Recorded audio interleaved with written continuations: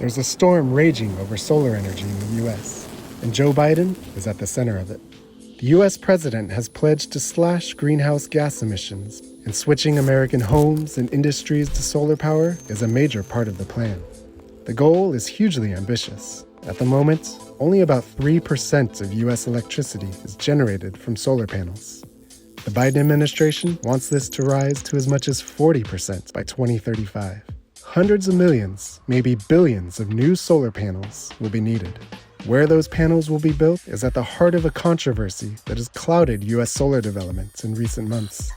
The White House wants to tackle climate change, but it also wants to foster a made-in-America green energy transition that brings solar manufacturing and jobs to the U.S. from places like China that currently dominate the market. To jumpstart domestic manufacturing, Joe Biden in June triggered the Defense Production Act. It's a Cold War-era law that gives the federal government added powers to galvanize domestic output of certain products in order to bolster national security.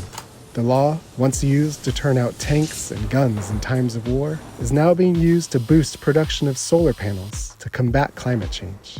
But at the same time, Biden also issued a 24-month tariff waiver on solar panels made in 4 Southeast Asian countries. The move was a response to a months-long Department of Commerce investigation into whether Chinese manufacturers are dodging U.S. import tariffs by setting up shop in Vietnam, Cambodia, Malaysia, and Thailand. Those countries accounted for more than 80% of U.S. solar panel imports last year, and they're vital to many U.S. solar projects.